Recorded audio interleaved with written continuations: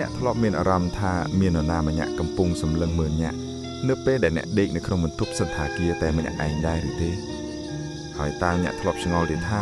ហេតុអ្វីបានជាសន្តាគារខ្លះបិទជាន់ខ្លះចោលមិនឲ្យភ្ញៀវស្នាក់នៅទោះបីជាបន្ទប់ពេញយ៉ាងណាក៏ដោយរឿងរ៉ាវដ៏រន្ធត់និងមិនអាចបំភ្លេចបានមួយនេះគឺជាបទពិសោធន៍ផ្ទាល់ខ្លួនដ៏សាហាវបំផុតរបស់ខ្ញុំដែលបានកើតឡើងកាលពី2ឆ្នាំមុននៅពេលដែលខ្ញុំត្រូវបានក្រុមហ៊ុនបញ្ជូនឲ្យទៅធ្វើការងារត្រួតពិនិត្យគម្រោងនៅខេត្តជាប់មាត់សមុទ្រមួយខ្ញុំសូមមិនបញ្ចេញឈ្មោះខេត្តដើម្បីកុំឲ្យប៉ះពាល់ដល់អាជីវកម្មគេកាលនោះដោយសារតែជាថ្ងៃបុណ្យទានប្រពៃណីជាតិភ្ញៀវទេសចរមានចំនួនច្រើនកកកុនខ្ញុំបានបំពេញការងាររហូតដល់យប់ជ្រៅហើយមិនបានកក់បន្ទប់សន្តាគារទុកមុនទេខ្ញុំបានបើកឡានវិលចុះវិលឡើងសួរគ្រប់សន្តាគារនិងប្រទេសសំណាក់ប៉ុន្តែចម្លើយដែលទទួលបានគឺពេញហើយបងម៉ោងប្រហែលជា 11:30 នាទីយប់ខ្ញុំអស់កម្លាំងខ្លាំងណាស់ភ្នែកចាប់ផ្ដើមស្រវាំងខ្ញុំបានបើកឡានចូលទៅក្នុងផ្លូវតូចមួយដែលនៅដាច់ពីគេបន្តិចហើយបានប្រទះឃើញសន្តាគារមួយដែលមានឈ្មោះថាសន្តាគារសមុទ្រមាសឈ្មោះសន្មត់វាគឺជាអគារកម្ពស់10ជាន់ដែលមើលទៅពីខាងក្រៅគឺចាស់បន្តិចសម្បូរថ្នាំប្រភើចាប់ស្លែនិងមានរចនាបថដូចសម័យមុនផ្លាកយីហោរបស់វាគឺព្រាកហាក់ដូចជាខ្វះភ្លើងប៉ុន្តែនៅចំណតឡានមានឡានចតច្រើនគួរសមដែលធ្វើឲ្យខ្ញុំមានសង្ឃឹមខ្ញុំបានរត់ចូលទៅសួរនៅបញ្ចដែលមានបុគ្គលិកប្រក់ម្នាក់យាមគាត់មានមុខមាត់ស្លេកស្លាំងនិងភ្នែកខ្មៅរង្វង់ដូចមនុស្សមិនដែលដេកបងប្រុសនៅសល់បន្ទប់ទំនេរទេតម្លៃប៉ុន្មានក៏បានដែរខ្ញុំអស់កម្លាំងណាស់ខ្ញុំសួរទាំងដង្ហើមហត់បុគ្គលិកនោះសម្លឹងមុខខ្ញុំមួយសន្ទុះធំហាក់ដូចជាកំពុងពិចារណាអ្វីមួយយ៉ាងគាត់បើកបញ្ជីឈ្មោះភ្ញៀវមើលចុះមើលឡើងរួចងាកមកនិយាយដោយសំឡេងស្ងួតថាសល់បងប៉ុន្តែនៅសល់តែមួយបន្ទប់គត់នៅក្នុងសន្តាគារនេះគឺនៅជាន់ទី7បន្ទប់លេខ707បងហ៊ានស្នាក់នៅទេសំណួររបស់គាត់ធ្វើឲ្យខ្ញុំឆ្ងល់និងមានអារម្មណ៍មិនស្រួលហេតុអ្វីបានជាត្រូវសួរថាហ៊ានឬមិនហ៊ាន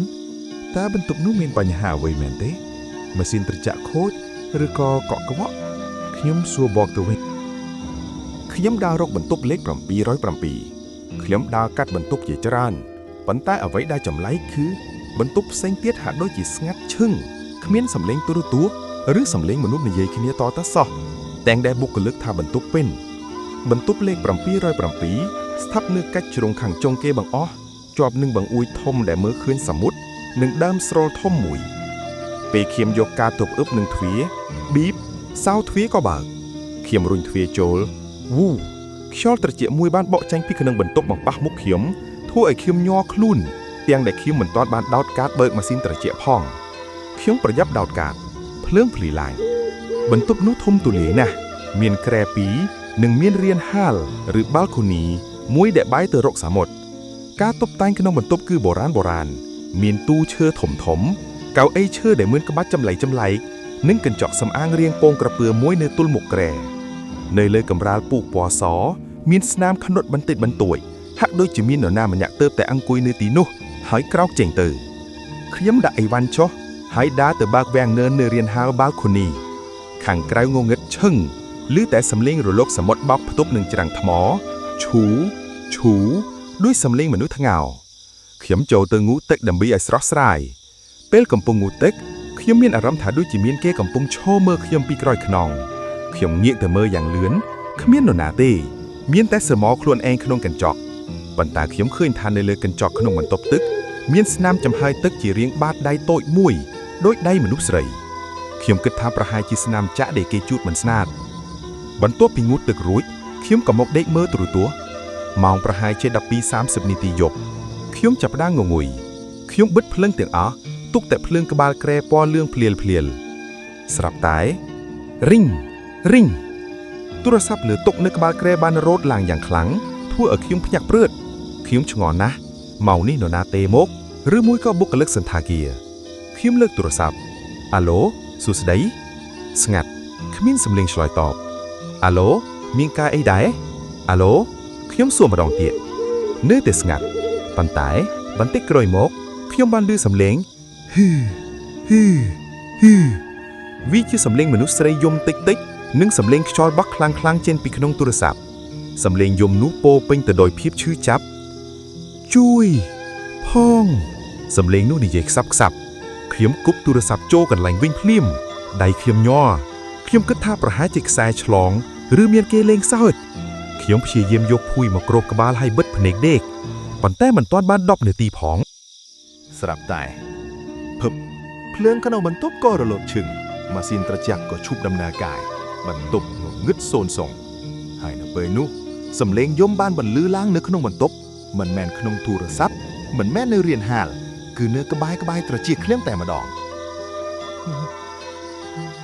ហេតុអីបងធ្វើបែបនេះដាក់អូនហេតុអីបងក្បត់អូនពន្លឺប្រច័ណ្ឌបានចែកចូលមកតាមបង្អួចក្នុងបានឃើញនាងស្ត្រីម្នាក់នោះមិនមែននៅក្នុងកញ្ចក់ទៀតទេនាងកំពុងតែឈរនៅចុងក្រែរបស់ខ្ញុំរាងកាយរបស់នាងរហៃរយ៉ៃឆ្អឹងដៃឆ្អឹងជើងបាក់បែកកោងខករូបរាងនាងសម្លឹងមកខ្ញុំហើយចាប់ផ្ដើមដើរចូលមកជិតយឺតជំហានរបស់នាងមានសំឡេងក្រឹបឌូឆ្អឹងកកិច្ចគ្នាជួយអូនផងអូនឈឺណាស់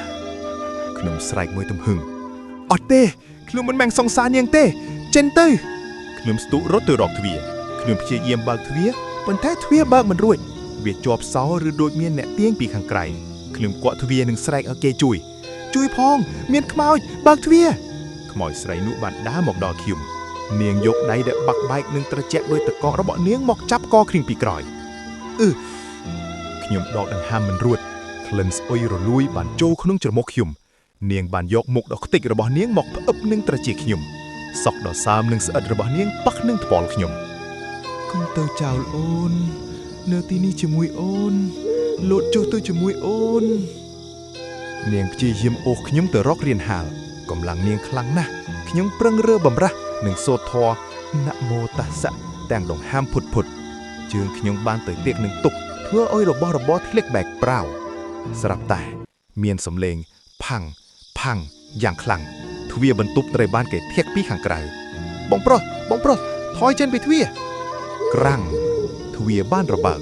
ពន្លឺពីលបានចាំងចូលមកគឺបុគ្គលិកប្រុសដែលនៅខាងក្រោមនោះនិងសន្តិសុខម្នាក់ទៀតពួកគេស្ទុះចូលមកហើយទាញដៃខ្ញុំចេញពីបន្ទប់យ៉ាងលឿនខ្មោចស្រីនោះបានស្រែកយំយ៉ាងខ្លាំងហើយរលាយបាត់ទៅក្នុងភាពងងឹតខ្ញុំនិងពួកគេរត់ចុះតាមជណ្ដើរជើងពីជាន់ទី7រហូតដល់ជាន់ផ្ទាល់ដីមិនហ៊ានជិះជណ្ដើរយន្តទេពេលមកដល់ខាងក្រោម lobby ខ្ញុំដួលទៅលើកៅអីទាំងហត់ក៏ហេបនិងញើសជោគខួនបុគ្គលិកនោះបានយកទឹកឲ្យខ្ញុំញ៉ាំហើយសុំទោសខ្ញុំទាំងមុខស្លេកគាត់និយាយថាខ្ញុំសុំទោសបងខ្ញុំពិតជាមានកំហុសមែនដែលឲ្យបងស្នាក់នៅបន្ទប់នោះតាមពិតបន្ទប់707នោះធ្លាប់មាននារីម្នាក់លោតសម្លាប់ខ្លួនពីលើរៀនហាលកាលពី5ឆ្នាំមុននាងឈ្មោះរតនានាងបានមកស្នាក់នៅទីនោះជាមួយសង្សារហើយពួកគេបានឆ្លុះគ្នាសង្សារនាងបានរត់ចោលនាងទៅរៀបចំជាមួយស្រីផ្សេងដោយសារតែខូចចិត្តខ្លាំងពេកនាងបានទេសង្សារនាងជាលើកចុងក្រោយមុននឹងលោតចុះពីជាន់ទី7សភាពសពរបស់នាងគួរឲ្យអាណិតណាស់មុខខ្ទេចមើលមិនយល់តាំងពីពេលនោះមកវិញ្ញាណនាងមិនទៅណាទេតែងតែចេញមកយំទេទូរស័ព្ទនិងលងបន្លាយភ្ញៀវប្រុសដែលស្នាក់នៅបន្ទប់នោះសន្តាគារបានបិទជាន់នោះចោលប៉ុន្តែយប់នេះដោយសារតែភ្ញៀវពេញពេកហើយថៅកែបង្ខំឲ្យលក់បន្ទប់នោះទើបខ្ញុំហ៊ានឲ្យបងស្នាក់នៅខ្ញុំស្ដាប់ហើយព្រឺក្បាលខ្ញុកខ្ញាក់ស្នាមម្រាមដៃត្រជាក់ដែលចាប់កខ្ញុំនៅតែមានអារម្មណ៍ជាប់លុយនៅឡើយខ្ញុំមិនហ៊ាននៅទីនោះទេខ្ញុំសុកចិត្តបើកឡានទៅដេកក្នុងឡាននៅមុខវត្តដែលនៅជិតនោះរហូតដល់ភ្លឺចាប់តាំងពីពេលនោះមកឲ្យតែខ្ញុំទៅដេកសន្តាគារខ្ញុំតែងតែសុំបន្ទប់ជាន់ទាបហើយខ្ញុំមិនដែលហ៊ានសម្លឹងមើលកញ្ចក់នៅពេលយប់ឡើយហើយរឿងបន្ទប់លេខ707នៅតែជាសុបិនអាក្រក់របស់ខ្ញុំជារៀងរហូត